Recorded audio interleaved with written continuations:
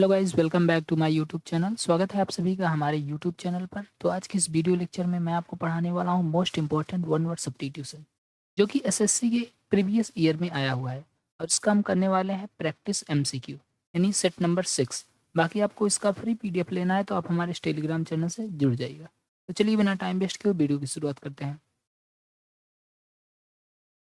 पहला क्वेश्चन है something which can not be understood, मतलब कोई ऐसी चीज विच जिसे कैन नॉट बी अंडरस्टूड, जिसे समझा नहीं जा सकता है, उसे क्या कहते हैं। एक एक ऑप्शन को एनालिसिस करते हैं, उसके बाद आंसर पता लगाते हैं। इनफॉलिबल का मतलब क्या होता है? इनफॉलिबल का मतलब जो कभी फेल ना हो, यानी वो अचूक है। ओके, इनफॉलिबल का मतलब क्या हो जाएगा? अचूक, यानी जो कभी फेल ही नहीं होता। और इलिजिबल मतलब क्या होता है? इलिजिबल का मतलब होता है कि जिसे हम पढ़ नहीं सकते हैं, अपठनीय। That can not be reader, अपठनीय। ओके, एलिजिबल मतलब अपठनीय। और इनएक्सप्लिकेबल मतलब क्या होता है? जिसे एक्सप्लेन ना किया जा सके, यानी जिसे समझाया ना जा सके, इसको हम समझा नहीं सकते, उसे हम बोलेंगे इनएक्सप्लेबल।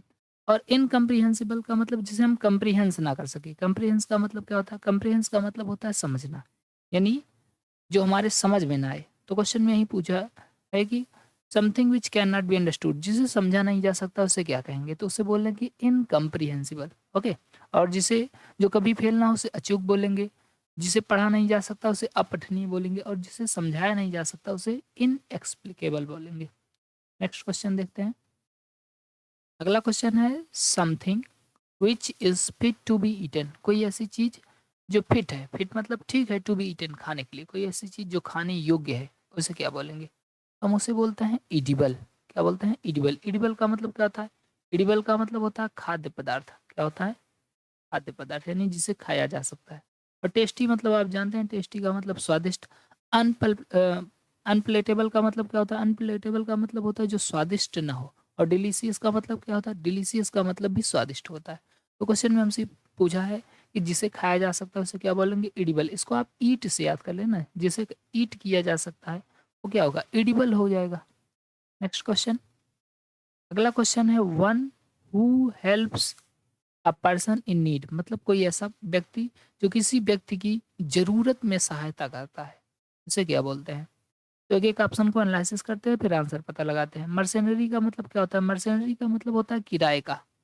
जैसे मान लीजिए कोई किराए का सैनिक है, वो सिर्फ उसको किराए, उसको पैसा देगो तो कुछ भी कर सकता है, मतलब वो केवल पैसे के लिए काम करता है, उसे बोलते हैं मर्सेनरी। ओके। और वेटरन का मतलब क्या होता है? वेटरन का मतलब होता है अनुभवी। क्या होता है? अनुभवी। इसको मैंने आपको याद कराया कि बेटे रन करो तभी अनुभव मिलेगा। हालांकि मैंने जो 200 most important one word substitution पढ़ाया हुआ है उसमें ये सारा का सारा वर्ड आएगा। और समैरिटन का मतलब क्या होता है? समैरिटन का मतलब होता है ऐसा व्यक्ति जो आपकी जरूरत में साथ देता है। मतलब कहने का मतलब ये है कि एक ऐसा पर्सन, अ गुड समैरिटन बोलते हैं इसको, यानी एक अच्छा व्यक्ति जो आपकी ज़रूरत में सहायता करे। और कोलैबोरेटर का मतलब क्या होता है? कोलैबोरेटर का मतलब होता है कोलैब करना। आप देखते होंगे कोलैब करते हैं ना। कोलैबोरेटर का मतलब एक साथ कोई काम करना, एक साथ। क्वेश्चन में हमसे बोला है कि ऐसा पर्सन जो ज़रूरत में किसी की सहायता करता है तो उसे क्या बोलते हैं? समैरिटन बोलते हैं। Option number C is the correct answer. Okay, next question आपका है सोल राइट, एकमात्र अधिकार टू मेक, बनाने का, एंड सेल और बेचने का, सम इन्वेंशन, किसी इन्वेंशन को करने का, मतलब किसी आविष्कार को करने का या उसे बना करके बेचने का एकमात्र अधिकार क्या कहलाता है? कॉपीराइट मतलब क्या होता है? कॉपीराइट मतलब किसी की नकल करना। इनहेरिटेंस का मतलब क्या होता है? इनहेरिटेंस का मतलब होता है विरासत। क्या होता है? विरासत। ओके। और हेयरलूम का मतलब क्या होता है? हेयरलूम का मतलब होता है बहुत ही महंगा कोई। हेयरलूम का मतलब महंगा, बहुत ही कॉस्टली। और पेटेंट का मतलब क्या होता है? पेटेंट का मतलब किसी चीज को बनाने या बेचने का एकमात्र अधिकार। एकमात्र अधिकार कहते हैं ना, पैटेंट चीजें। पैटेंट का एक अर्थ और भी होता है, उसको अस्पष्ट बोलते हैं। तो इसमें क्वेश्चन में ये पूछा है कि किसी इन्वेंशन को करने, उसे बेचने का एकमात्र अधिकार क्या कहलाता है? पेटेंट कहलाता है। ठीक है। बाकी कॉपीराइट मतलब आप जानते हैं, किसी की कॉपी कर लेना, कॉपीराइट लगा देते हैं ना। नेक्स्ट इडियम है आपका अफिक्सियस नेम, एक काल्पनिक name used by an author. एक ऑथर के द्वारा, किसी लेखक के द्वारा अगर कोई काल्पनिक नेम यूज किया जाता है तो उसको क्या बोलते हैं? ऑप्शन को एनालिसिस करते हैं फिर आंसर पता लगाते हैं।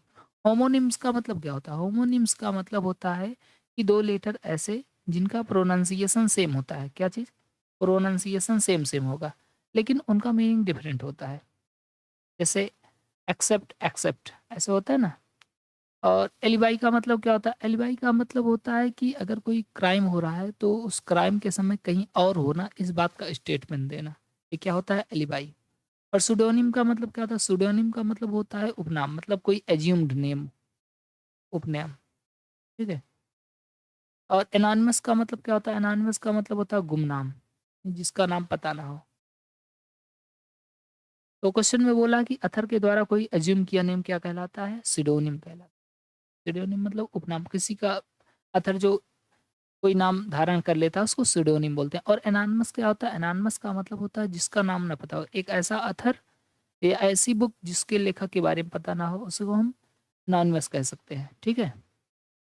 Next question, a place for storing guns and military, मतलब एक ऐसा प्लेस जहाँ पर स्टोर किया जाता है गन्स, बंदूकों को, और मिलिट्री मतलब और अन्य यंत्र होते हैं जो।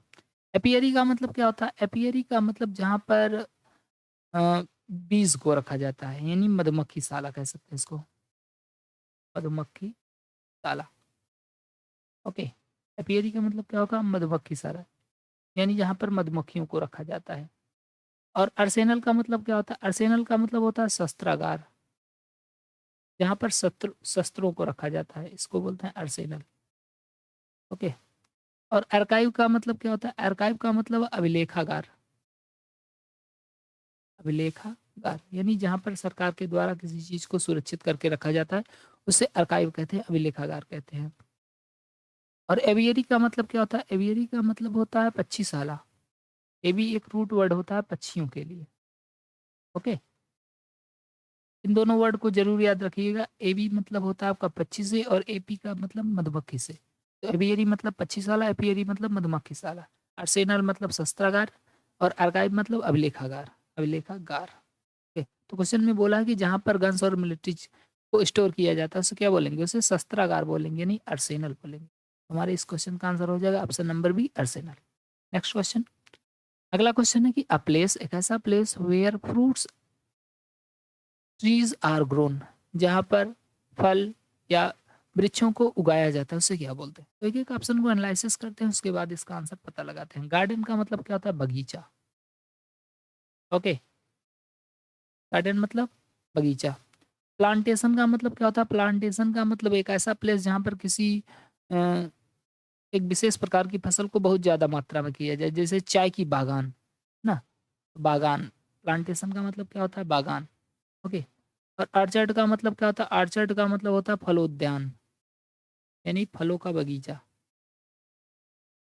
और फार्म का मतलब क्या होता है? फार्म मतलब होता है खेत। अब देखो आप लोग इसका आंसर मुझे लगता है कि बगीचा मारोगे, क्योंकि आपको लगेगा बगीचे में फ्रूट ट्री ये सब तो उगाया ही जाता है, लेकिन गार्डन का मतलब जरूरी नहीं कि वहाँ पर अ, फल वाले ही पौधे हों, बहुत सारे पौधे हो सकते हैं। लेकिन जो ऑर्चर्ड होता है, ऑर्चर्ड का मतलब होता है कि एक ऐसी जगह जहाँ पर ऐसे वृक्ष लगाए जाते हैं जो फल देते हैं स्पेशली, तो उसको ऑर्चर्ड बोलते हैं। तो हमारे इस क्वेश्चन का आंसर ऑर्चर्ड होगा। ठीक है। अब इस बात को याद रखिएगा कि ऐसा प्लेस जहाँ पर फ्रूट और ट्रीज को उगाया जाता है उसको हम ऑर्चर्ड बोलते हैं। नेक्स्ट क्वेश्चन देख लेते हैं। अगला क्वेश्चन है, one who is a great lover of book. अब देखो सबसे पहले तो ऑप्शन को एनालिसिस करते हैं, फिर इसका हम थोड़ा सा रूट वर्ड जानते हैं। बिब्लियो फाइल का मतलब क्या होता है? बिब्लियो, देखो बिब्लियो का मतलब होता है पुस्तक, और फाइल का मतलब क्या होता है? लवर, प्रेमी। तो बिब्लियो मतलब पुस्तक, और फाइल मतलब प्रेमी, मतलब पुस्तक प्रेमी, इसे क्या बोलेंगे?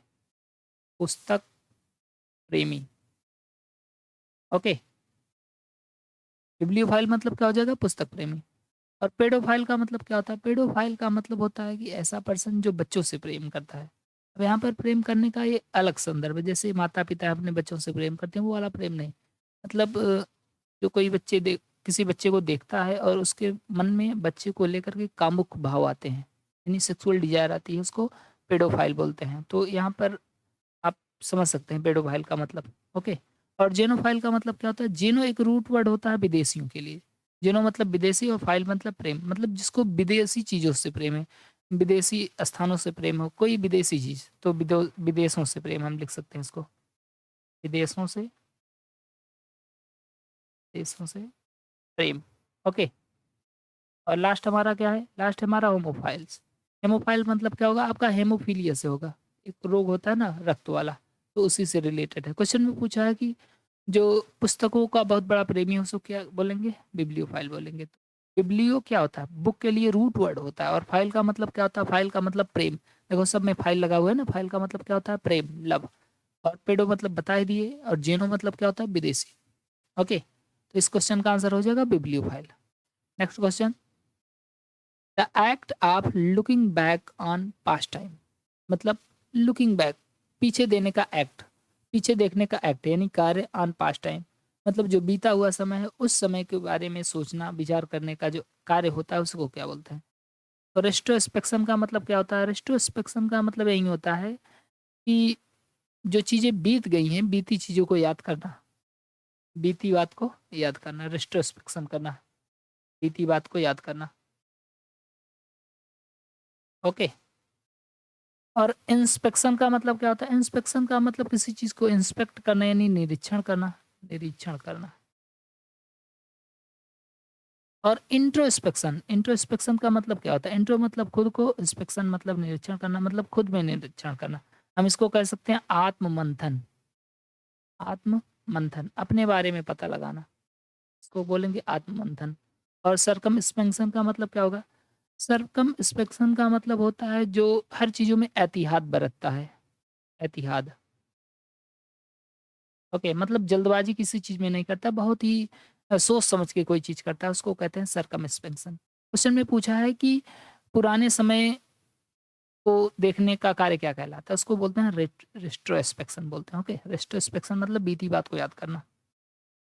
अगला, that which can not be satisfied, मतलब कोई ऐसी चीज़ जिसे कोई ऐसा पर्सन या कोई ऐसी चीज़ जिसे सेटिस्फाइड नहीं किया जा सकता, संतुष्ट नहीं किया जा सकता, उसको क्या बोलेंगे? तो इनक्रेडिबल का मतलब क्या होता है? इनक्रेडिबल का मतलब जिस पर विश्वास ना किया जा सके, यानी अविश्वसनीय, इनक्रेडिबल। ओके, और इनसेटिएबल का मतलब जिसे सेटिस्फाइड नहीं किया जा सकता है, सेटिस्फाइड नहीं किया जा सकता है।